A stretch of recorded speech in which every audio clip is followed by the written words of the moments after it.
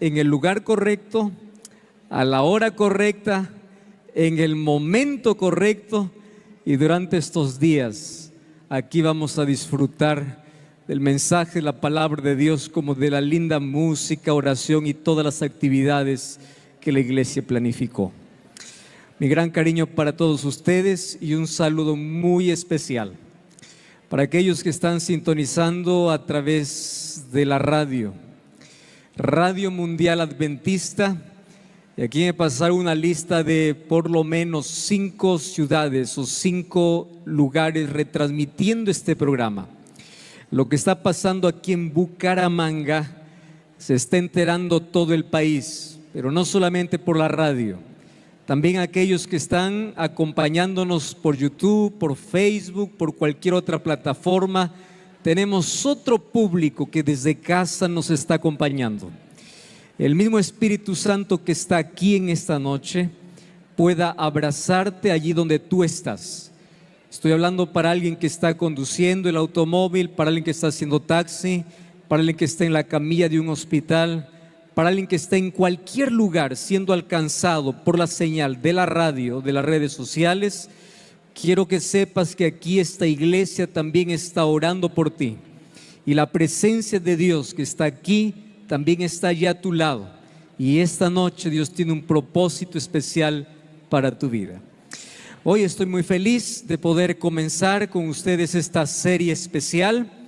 Y nosotros sabemos que aquí está la presencia de Dios, porque desde el momento que invocamos su presencia, Él está. No es el lugar, sino es la presencia de Dios lo que hace diferente. Un día Dios estaba allá en el desierto.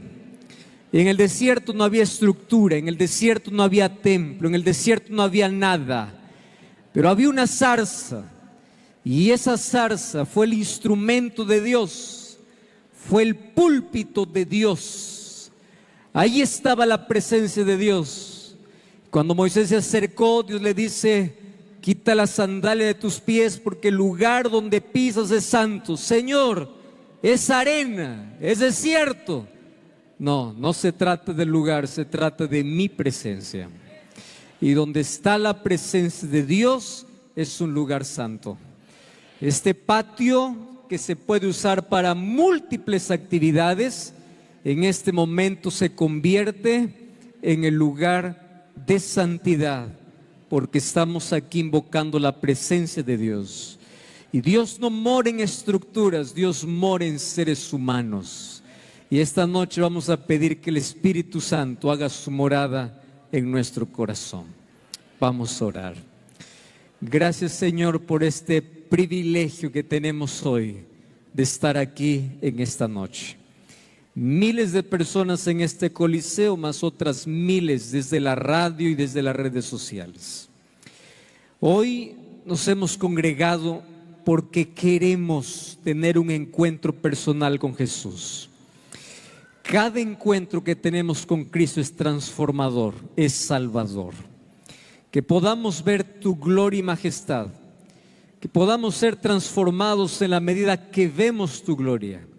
Que tu Santo Espíritu que está aquí esta noche pueda tocar nuestro corazón, pueda convertir nuestra tristeza en alegría, nuestras lágrimas en bendición, nuestros fracasos en victoria, nuestras tragedias en milagros, nuestras crisis en testimonio, nuestra vida deformada por el pecado en una vida transformada para tu reino.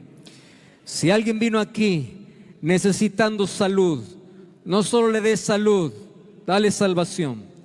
Si alguien vino aquí desanimado, triste, no solamente consueles, dale tu perdón, porque los mayores regalos que recibimos de ti van más allá de lo que nosotros queremos, es aquello que realmente necesitamos. Y esta noche venimos aquí necesitados de tu gracia, necesitados de salvación, de fortaleza, de perdón. Y queremos que tu Espíritu Santo coloque tu palabra cual semilla viva en cada corazón, y que esa semilla hoy pueda producir el primer fruto, el fruto de la entrega, de la fe, el fruto donde podamos ver más allá de lo que nuestros ojos físicos contemplan, el fruto donde podamos ver con esperanza un futuro maravilloso a tu lado. No importa más nuestro pasado, queremos ver nuestro futuro contigo y nuestro futuro en el reino de los cielos. Toca nuestra vida, que hoy cada corazón pueda ser lleno de tu palabra, de tu espíritu, y podamos con alegría recibir la buena nueva de salvación, que es Cristo Jesús siendo levantado delante de nuestros ojos y nosotros corriendo a sus brazos. Para ello pedimos tu bendición y que muestres tu gloria en el nombre de Jesús. Amén y amén.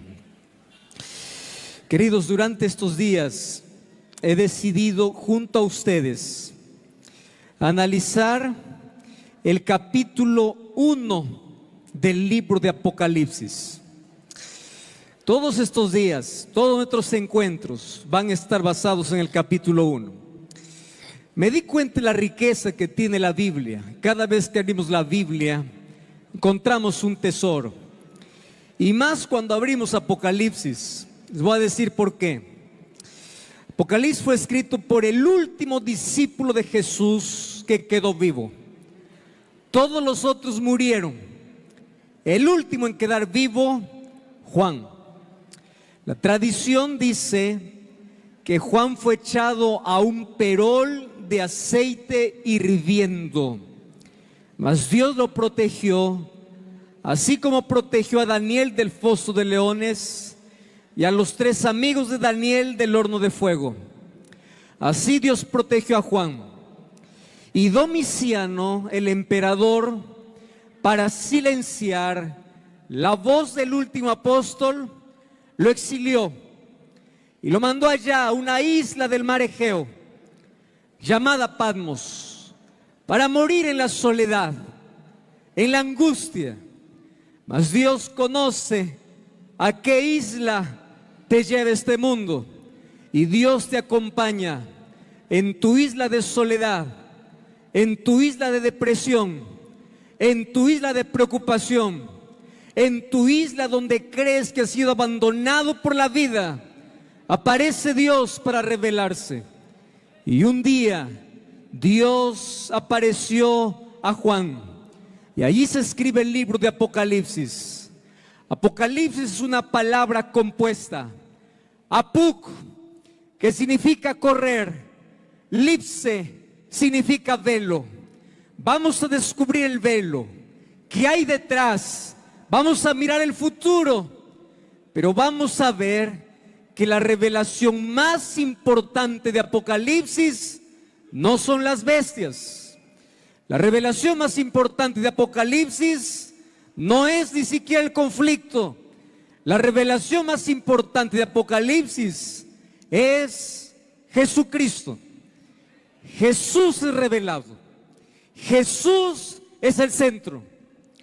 Cómo me gustaría tener incluso una serie aquí de unos 15 temas por lo menos basado en el capítulo 1 de Apocalipsis.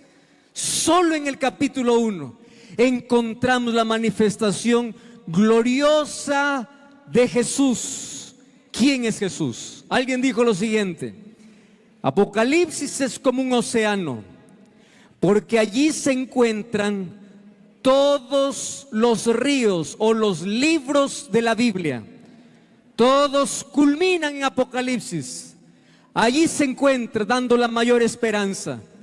Y aunque nosotros sabemos que Apocalipsis trata del gran conflicto y el conflicto se trata de adoración, sabemos quién es el vencedor. Y Apocalipsis nos desafía a posicionarnos del lado de aquel que venció, y es Jesucristo. Estamos viviendo en un conflicto de 2 poderes, donde ya existe un ganador, y ese ganador es Jesús. Mas tú necesitas posicionarte de ese lado. Infelizmente, en este conflicto muchos están luchando del lado contrario. Mas en Apocalipsis me muestra que el único a quien necesito adorar es a Jesús. Por eso es que el centro de Apocalipsis es Apocalipsis 12, donde habla del conflicto entre Satanás y Jesús. Satanás es derrotado. Donde Satanás persigue a la iglesia y Satanás es derrotado. Donde persigue al remanente, pero Satanás es derrotado. Él es derrotado. Luchamos con un enemigo vencido, que en breve será destruido. Mas también Apocalipsis, el centro me lleva. Apocalipsis capítulo 14, versículo 7. Adora a Dios, a tu Creador, a tu Redentor.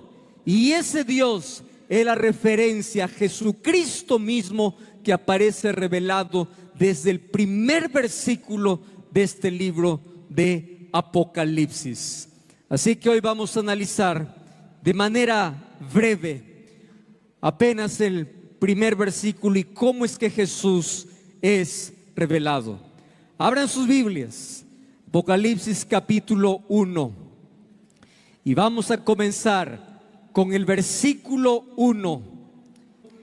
La revelación de Jesucristo que Dios le dio para manifestar a sus siervos las cosas que deben suceder pronto. El centro es Jesús. Quien se revela es Jesús. Muchos van a Apocalipsis obsesionados para ver bestias, para ver símbolos. Y claro que los símbolos nos muestran la manera como nosotros podemos posicionarnos del lado victorioso, cómo es el conflicto, pero el centro no son las bestias. Si quitas a Cristo de Apocalipsis, Apocalipsis se convierte en el libro de terror. Tanto así que hoy es visto Apocalipsis y vendido por las películas de Hollywood como catástrofe. ¿Alguna vez ustedes vieron alguna publicidad de Apocalipsis? Destrucción, bomba atómica, conflicto, terror. Cualquier cosa que tenga que ver con futuro, ¿qué título lo ponen? Apocalipsis. Mas Apocalipsis no es terror. Apocalipsis es esperanza, porque Jesús está revelado. Jesús es mostrado en gloria y majestad. Jesús lucha, Jesús vence, Jesús tiene la victoria. Y no existe otro libro en la Biblia donde se muestra a Jesús con tanta claridad que en Apocalipsis Jesús es mostrado como cordero y león, como sacerdote y rey, como el novio y la luz. Más de 30 títulos para Jesús: el novio, el esposo, el guerrero, el sacerdote, el creador, el rey, el sustentador, aquel que gobierna el mundo y aquel que lleve el control del universo hacia un final glorioso. Este mundo no está en las manos de políticos. El mundo no está en manos de la tecnología ni de la inteligencia artificial. El mundo está en las manos de Dios. Y quien está al control de todos los acontecimientos del mundo, por más que el ser humano intervenga, es Dios que tiene el control. Por eso es que los hijos de Dios no se alarman, no se desesperan, porque saben que Dios es el soberano. Por eso es que la revelación es de Jesucristo. Algunos llaman Apocalipsis como el quinto evangelio. Los evangelios, por supuesto, que muestran la obra de Jesús, el ministerio de Jesús. Pero Apocalipsis revela a Jesús donde los evangelios terminan. Todos los evangelios concluyen con la resurrección. Y Apocalipsis me muestra qué sucede cuando Jesús resucitó. ¿Qué hace en el cielo? y cómo será el final de la historia. Este es el quinto evangelio, es la revelación de Jesucristo. Dios se revela y Dios quiere darse a conocer a todo ser humano. Y ahí encontramos el primer conflicto. ¿De qué manera puedo conocer un Dios infinito con mi mente finita? ¿De qué manera puedo comprender la omnipotencia de Dios, la eternidad de Dios, cuando yo conozco límites? Pero Dios quiere darse a conocer. Y en la Biblia yo tengo una paradoja. Primero dice, la revelación de Jesucristo que Dios dio. La primera idea, Jesús es revelado, pero es Dios quien quiere revelarse al ser humano. Dios no se esconde, Dios se revela. Dios se revela en la vida, en la naturaleza, en la palabra. Y la mayor revelación es Jesucristo encarnado, el Dios hecho hombre. Dios nunca se escondió. Cuando el pecado nos separó de la presencia de Dios, fue Dios quien tomó la iniciativa de buscar al ser humano para revelarse y para mostrar el plan de salvación. Juan capítulo 17, versículo 3 dice: esta es la vida eterna, que te conozcan a ti. ¿Cómo yo puedo tener vida eterna? Conociendo la revelación de Dios, conociendo su palabra, conociendo a Jesús, conociendo que te conozcan a ti, el único Dios verdadero, y a Jesucristo a quien has enviado. ¿Quieres salvación? Tú tienes que ver cómo Dios se revela. Y la revelación de Dios es constante. El libro de Jeremías, capítulo 9, versículo 24, dice así: alábese aquel que si tuviere que alabar en esto, en entenderme y en conocerme. Quiero que entiendas una cosa. El mayor conocimiento que el ser humano puede tener en esta vida no es ciencia, no es arte, no es medicina, no es filosofía, no es historia. Todo eso es importante, pero el mayor conocimiento que el ser humano debe procurar en la vida es conocer salvación, a Cristo, aquel que puede salvar al ser humano. El mayor título que puedes tener en la vida no es el título que te da la universidad. El mayor título es ser hijo de Dios, y el mayor conocimiento, la salvación. ¿Quieres el mayor conocimiento? Entonces tienes que conocerme. No te alabes por tu trayectoria, por tus títulos, por tus conquistas en la vida. Si hay algo en la cual tienes que alabarte, es en conocerme. Y para conocer a Dios necesitamos aproximarnos a Él, porque Dios nunca se escondió, Dios siempre se reveló. ¿Y de qué manera se reveló Jesús? ¿De qué manera se revela Dios? En la Biblia encontramos por lo menos tres maneras importantes como Él se revela. Apocalipsis 19:1 dice así: los cielos cuentan la gloria de Dios, el firmamento anuncia la obra de sus manos. Detrás de la fragancia de cada flor, del canto de los pajaritos, detrás de la perfección del universo, de la simetría y la armonía que existe en las cosas creadas, está Dios diciendo: yo soy el creador. Detrás de cada célula, detrás de lo más pequeño, lo más grande, Dios revela su poder, Dios revela su amor. La naturaleza es el libro abierto. Albert Einstein decía lo siguiente: cuando la ciencia abre cualquier puerta, siempre encuentra a Dios detrás.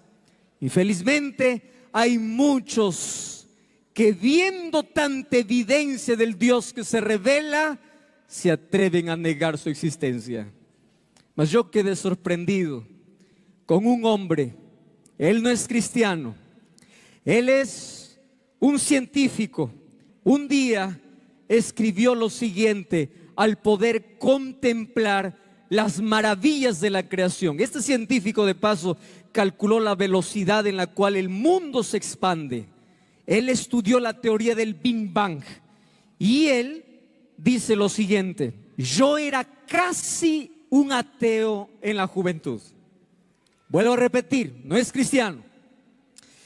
Y este hombre científico dice así: pero la ciencia me llevó a la conclusión de que el mundo es mucho más complejo de lo que podemos explicar. El misterio de la existencia solo se puede explicar mediante lo sobrenatural. Yo creo que es bastante improbable que el orden haya venido del caos. Dios, para mí es un misterio, mas es la mejor explicación que tengo para el milagro de la existencia. Cuando la gente contempla y ve la armonía que existe en el universo, ve la sinfonía en la cual todo crea una música perfecta, ¿cómo poder negar de que existe un ser inteligente? Dios se revela cuando todos los días te despiertas y escuchas el pajarito, el sonido de un pajarito. Dios está diciendo: déjate de preocupar, mira las aves del cielo, yo lo sostengo. Cuando tú mires tu jardín y en primavera veas las flores abrirse, Dios está diciendo: yo soy el creador y no me olvidé de ti. Detrás de cada detalle en la naturaleza, Dios se revela. Mas Dios no solamente se revela en la naturaleza, hubo una revelación especial. Y esa revelación especial es a través de esa palabra. 2 Timoteo 3:16 dice así: toda la escritura es inspirada por Dios. Y yo estoy muy preocupado porque hoy vivimos en un tiempo donde la gente está despreciando esta revelación de Dios. La gente está siguiendo personas, no la palabra. La gente está colocando su fe en creencias y en religión, más no en la palabra. Hay tanta gente que piensa que todo lo que aparece en internet es bueno para creer. Y hay gente que dice: yo creo en esto porque el pastor dijo, porque la iglesia dice, porque en TikTok vi, porque en Instagram vi. Querido, tu base de creencia en la vida debe estar fundamentada solo en la palabra. Pero el diablo inteligente ha intentado hoy sustituir la fe de miles de personas basando solamente en experiencias, no en la palabra. Hay tanta gente que busca cultos no porque quiere oír la palabra, sino porque quiere vivir una experiencia. ¿Y qué es una experiencia espiritual? Yo quiero sentir, yo quiero temblar, yo quiero sentir algo. Querido, la vida cristiana es una vida de fe. Los sentimientos tienen su lugar, mas la palabra de Dios es el fundamento de nuestra fe. Por favor, no se te ocurra creer a alguien que aparece y dice: a mí se me reveló en un sueño. No, cree en la palabra. Si alguien te revela algo que en la palabra está escrita, ahora sí hay que creer, porque Dios se revela al ser humano a través de la palabra. La Biblia es inspirada por Dios y Dios jamás revelaría al ser humano algo que no dijo en su palabra. Hoy necesitamos volver nuestros ojos a la palabra de Dios. Necesitamos volver a abrir la Biblia, aquella Biblia que tienes empolvada, aquella Biblia que solo colocas en tu almohada para no tener pesadillas, aquella Biblia que lo tienes de adorno. Es hora de abrirlo, porque si Dios quiere revelarse en tu hogar, en tu familia, es a través de su palabra. Si Dios quiere revelarse para tomar mejores decisiones, es a través de su palabra. Dios se revela a través de su palabra. Y la revelación máxima, única y especial, es cuando Jesús mismo vino a este mundo y se hizo carne, y aquel verbo fue hecho carne y habitó entre nosotros. Eso es un misterio. El Dios omnipotente vino y se hizo pequeño, insignificante, vivió como nosotros, sufrió como nosotros, experimentó nuestras luchas y dificultades. Él fue afectado por el pecado, pero no infectado por el pecado. Ahora, ese Jesús es aquel que está revelándose en el libro de Apocalipsis, la revelación de Jesucristo y de qué manera Jesucristo se revela. Yo ya te mostré que en el libro de Apocalipsis hay más de 30 títulos para Jesús: el Cordero, el Rey, el Sacerdote, el Creador, el Salvador, el Capitán, el General, el que vence, la Luz, el Buen Pastor, el Cordero y el León. Todos títulos de Jesús. Mas en esta noche, basado en el primer capítulo de Apocalipsis, yo quiero que juntos podamos por lo menos ver 4 características de ese Jesús que quiere revelarse a todo ser humano. Si la revelación es de Jesucristo, ¿cómo se revela Jesús? Vamos al versículo 5.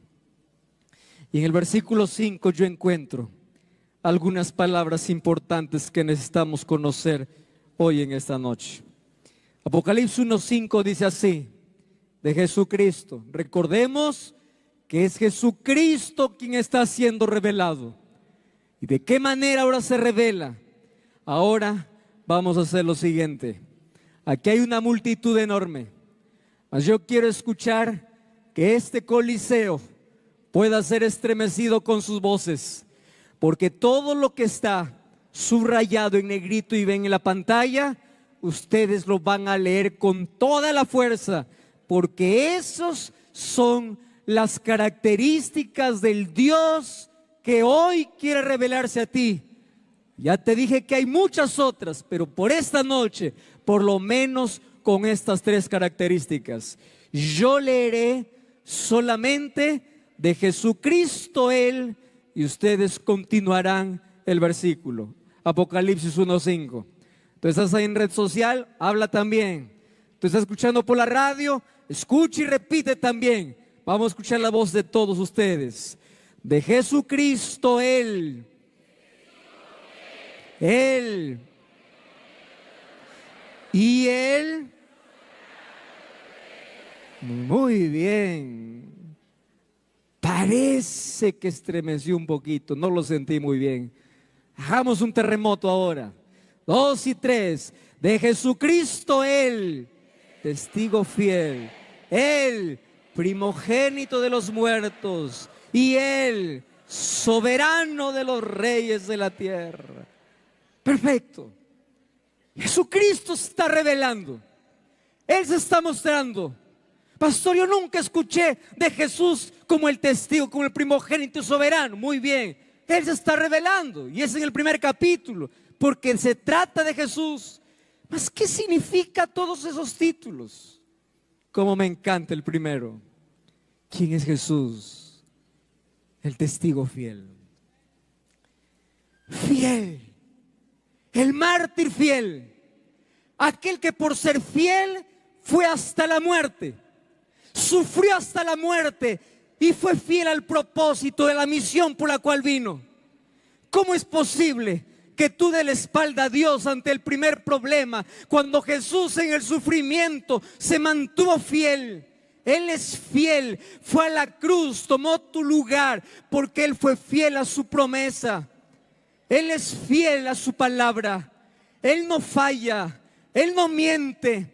Y ese testigo fiel me da la idea de que es el que testifica, es el mártir que prefiere la muerte antes que dejar su fidelidad. Él no falla. La idea de ese testigo fiel a mí me da una sola lección. ¿Quién es Jesucristo? Alguien que es confiable, alguien que cumple lo que promete, alguien que no falla, alguien que está allí porque Él lo dijo. Él es fiel. Y yo tengo un problema, mis queridos. ¿Saben cuál es el problema? Porque nosotros colocamos nuestra confianza en personas infieles y desviamos nuestra confianza de aquel que es fiel. Colocamos nuestra confianza en personas que nos fallan y damos una y otra, y está bien las oportunidades que des, pero ¿cómo te atreves a no confiar en Jesús? Tú dices, pastor, yo sí confío. No se trata de palabras. Confiar en Jesús significa entregar la vida porque confío en Él. Y si tú no has entregado la vida a Jesús, no me digas que confías en Dios, porque la vida se confía en aquel que es fiel. La vida se confía en aquel que se muestra confiable, en aquel que se muestra fiel. Y esta noche yo te voy a mostrar cómo los seres humanos confiamos en todo menos en Dios. Un día vas al médico, estás enfermo, llegas al consultorio y ahí en el consultorio el médico te analiza y te dice así: a partir de hoy este es su tratamiento, y te coloca una receta, una medicina. Tú tomas la medicina y dices: doctor, muchas gracias. ¿Qué cosa estás haciendo? Confiando absolutamente tu vida en las manos de alguien que no has visto en tu vida. Tú no le estás diciendo: a ver, doctor, un momento, ¿cómo sé que esta medicina me va a hacer bien? Muéstreme, a ver, ¿usted fue buen alumno o fue de esos que más o menos estaba en la universidad? ¿Cómo era usted? ¿Usted se sacó buenas calificaciones? ¿Usted realmente es alguien confiable? ¿Quién cuestiona al médico? Nadie. Confías. Nunca lo vas a ver en tu vida, pero tú confías. Vas a la farmacia con una receta que tú no entiendes. Lees qué habrá puesto aquí el doctor. Colocas la receta en las manos de aquel que atiende. Y la persona que atiende dice: el médico escribió eso. ¿Cómo sabe que escribió eso? Tú no estás preguntando: ¿estás seguro? No. ¿Quién sabe? Él cambia la medicina. No cuestionas. Simplemente dices: está bien, eso recetó el médico, véndame este medicamento. Tú no estás cuestionando: ¿esa es la medicina? ¿De qué laboratorio viene? ¿Qué tal si en el laboratorio hay un psicópata y colocó en lugar de la fórmula otra? Nadie cuestiona, porque coloca la vida en manos de quien no conoce. Y cuando viene Jesús y dice: hijo, entrégame tu vida. No, Señor, todavía. ¿Quién sabe me caigo en la vida? ¿Quién sabe fracaso en la vida? Y Jesús te dice: ¿te olvidaste que yo no fallo? ¿Te olvidaste que yo soy fiel? ¿Te olvidaste que yo no decepciono? Cuando yo te pido que entregues tu vida, no se trata de ti, se trata de que yo te sostendré. No se trata de tus caídas, se trata de la victoria que puedes tener en mí. No se trata de tus promesas, se trata de mi promesa que va a ti. Pero los seres humanos olvidamos que Jesús es fiel. Por eso es que cada vez que Jesús nos pide la vida, cómo nos da miedo dar un paso de fe. Cómo nos da miedo correr en dirección a Jesús.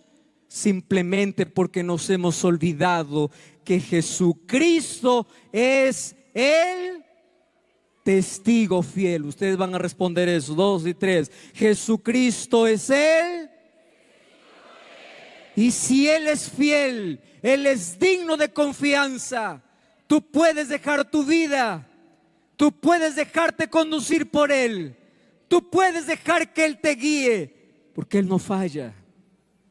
Él no falla.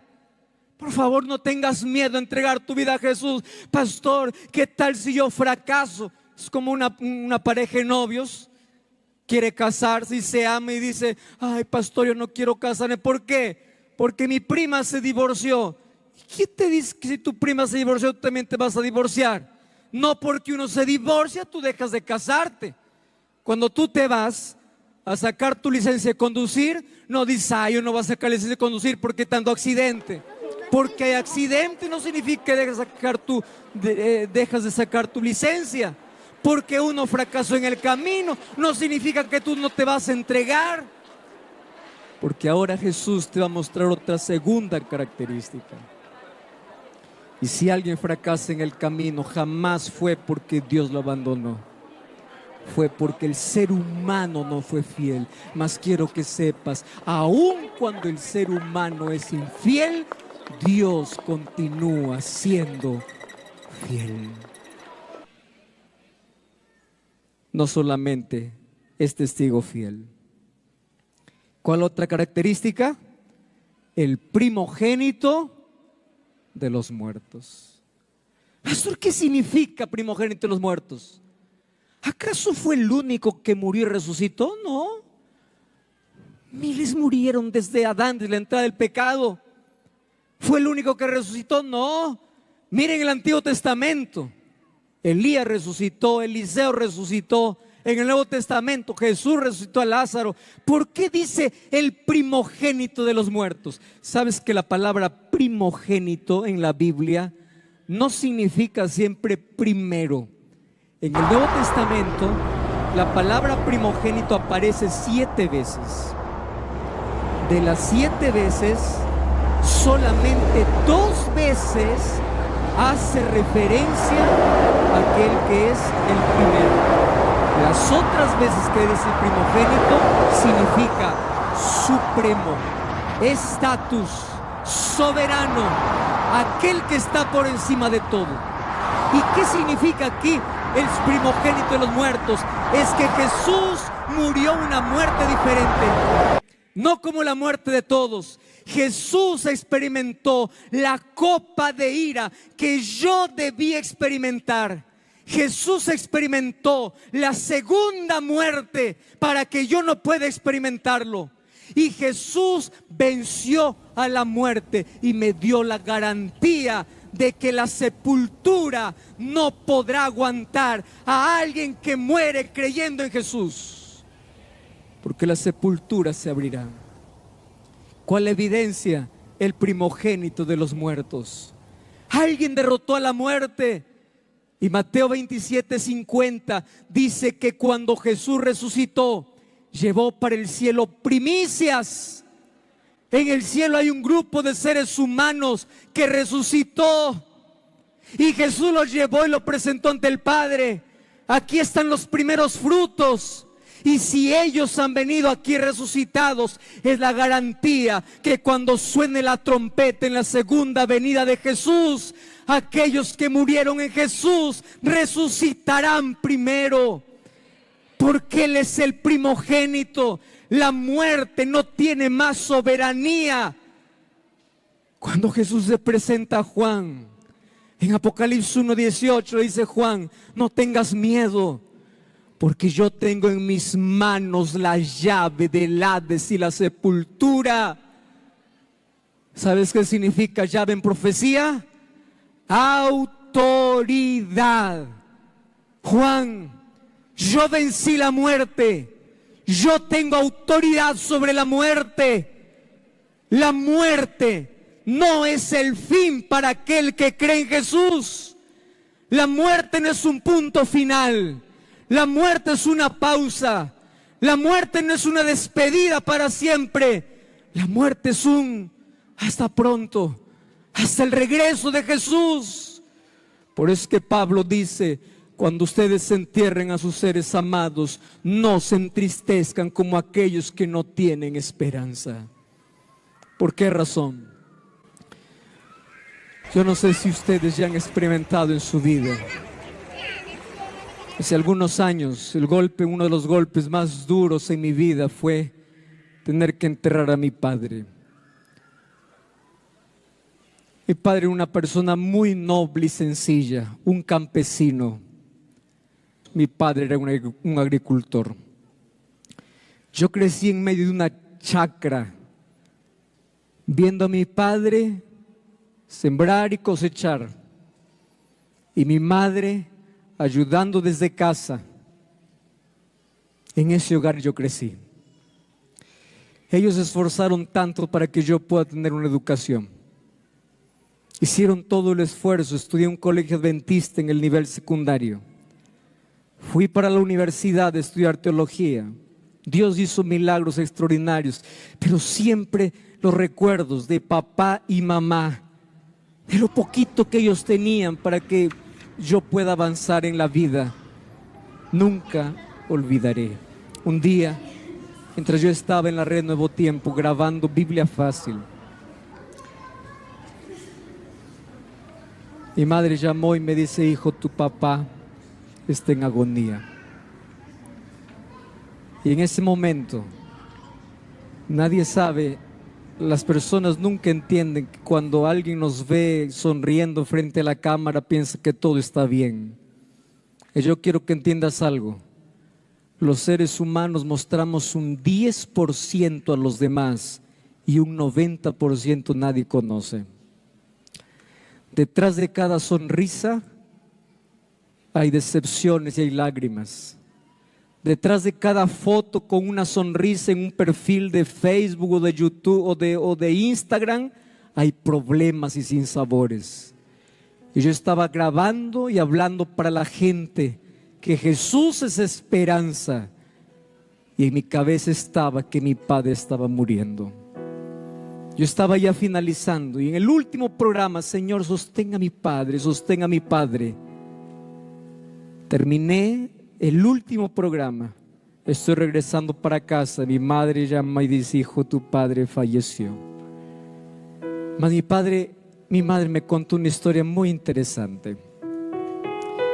Mi padre falleció con una enfermedad degenerativa. La última vez que yo vi a mi padre, él ya no sabía quién era. Y una de las cosas más tristes que puedes recibir como hijo es correr a abrazar a tu papá y saber que tu papá no te reconoce más. Durante todo ese tiempo, mi padre cada vez iba empeorando. Pero mi madre me contó una historia muy linda cuando yo llegué al funeral. Me dice: yo quiero contarte los últimos minutos de la vida de tu papá. ¿Qué pasó? Más o menos faltando unas 2 horas antes de morir, llamó a mi mamá. La primera pregunta que hizo es: ¿y dónde está mi hijo? Él está en Brasil. ¿Qué hace allá? Está predicando. Qué bueno. Quiero cantar. Vamos a cantar. Comenzó a cantar su himno favorito. Abre la Biblia. Quiero que leas tal salmo.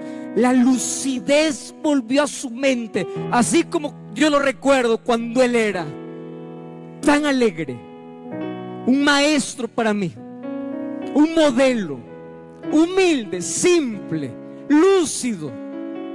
Y él comenzó a hablar con mi madre. Y luego lo último que dijo es de un mensaje para mí: dile a mi hijo que un día nos veremos en el cielo. Eso fue todo. Pasó más o menos 1 hora. Padre perdió la conciencia, perdió el habla y falleció. Es que linda historia. Yo llegué y cuando mamá contó eso, yo miraba el féretro. Por mi cabeza pasaban los mejores recuerdos. Eran los momentos más lindos. Y ustedes saben que el momento más doloroso es cuando llega el momento del entierro, donde tienes que dejar el cuerpo. Yo estaba allí con mi madre. Claro que las lágrimas salían, es natural. Pero por un momento cerré los ojos. Y cuando mi padre estaba descendiendo a la sepultura, por fe, yo pude visualizar en ese momento, al cerrar mis ojos, aquella sepultura abriéndose y yo corriendo a sus brazos para contarle las historias que él nunca supo. Porque el primogénito de los muertos me dio la garantía que la sepultura no tiene autoridad final, que aquellos que mueren creyendo en Jesús tienen la vida eterna garantizada, y Él es el soberano de los reyes. ¿Y por qué dice soberano? Porque un día Dios entregó la soberanía a Adán. Adán tenía la autoridad, pero por la desobediencia Adán entregó el dominio a Satanás. Tanto así que Jesús mismo dice que Satanás es el príncipe de este mundo. Satanás se cree el dueño. Un día en el concilio celestial, Dios le preguntó: ¿de dónde viene Satanás? Y él dijo: de rodear la tierra y andar por ella. Era una expresión que tenían los reyes cuando conquistaban un territorio. Satanás estaba diciendo: vengo reconociendo lo que es mío. La tierra es mía, la tierra me pertenece. Y Dios le dice: no, porque en la tierra hay alguien que no te pertenece, y ese alguien es mi hijo Job. Pruébale lo que quieras y él te va a mostrar que aunque has ganado el dominio en la tierra, su corazón no te pertenece. Y allí viene el libro de Job. Pero cuando Jesús estuvo en la cruz, ese dominio que Satanás tenía fue quebrado. El dominio volvió a las manos de Dios. Dios es el Rey soberano. Y aunque Satanás todavía continúa siendo el príncipe de este mundo, por eso hay dolor y maldad, el soberano, el que tiene el control del mundo, ya no es Satanás. Cristo rompió su autoridad allí en la cruz. Él es el soberano. Y si Él es el soberano del universo, ¿por qué no puede ser el soberano de tu vida? ¿Por qué no? Mas esta noche yo quiero concluir, porque el versículo 5 termina con uno de los llamados más espectaculares. No solo es el testigo fiel, no solamente es el primogénito de los muertos, no solamente es el soberano, también es aquel que te ama.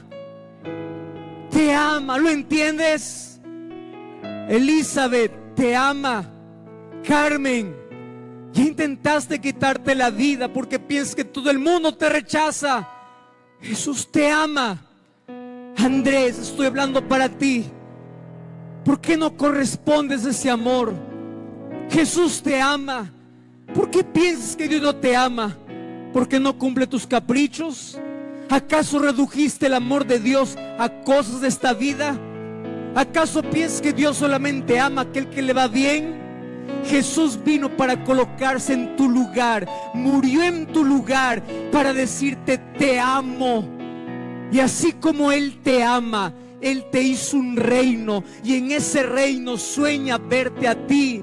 Escúchame y por favor entiéndeme, por lo que más quieras, tu valor está en la cruz. No en un like de Instagram, no en la cantidad de seguidores que tienes en Facebook. Tu valor no está en el reconocimiento de las personas, ni en el título que tengas, ni en el poder que tengas, ni en el dinero que tengas.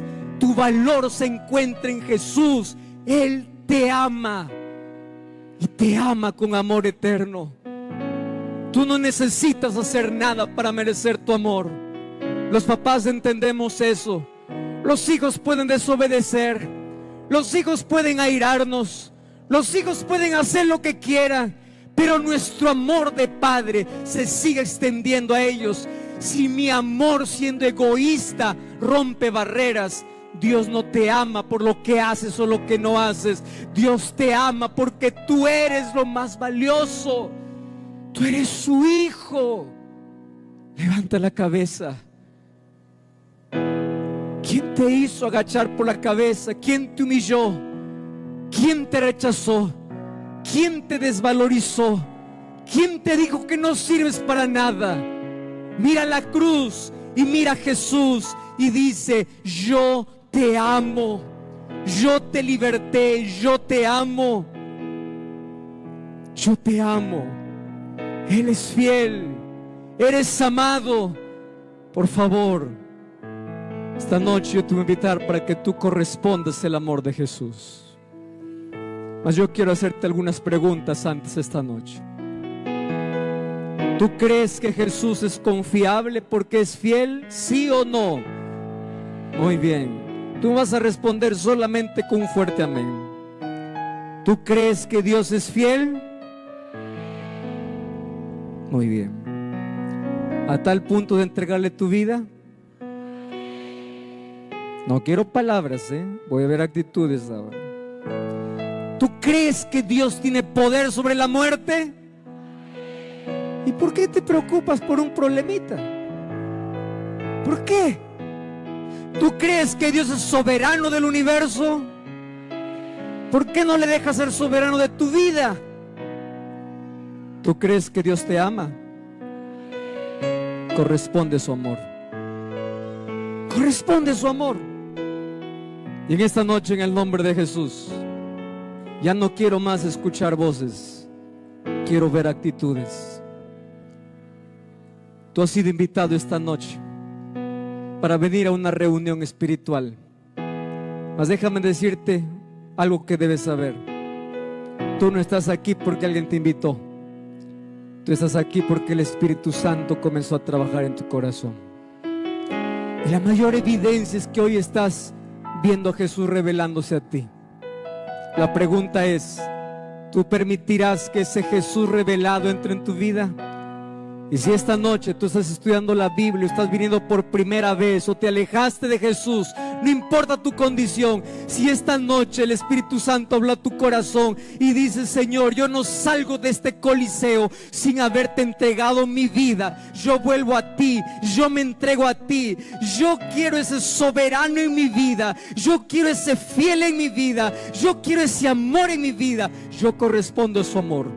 Y si tú esta noche quieres corresponder al amor de Jesús, levántate donde estás. Pero esta noche, si tú estás escuchando la voz de Dios, quiero que te levantes y vengas aquí adelante diciendo: yo quiero rendirme a Jesús. Ven aquí, ven, Dios te bendiga. Ven aquí esta noche. Estoy hablando aquí para Juanita, para Fernando, para Alexander.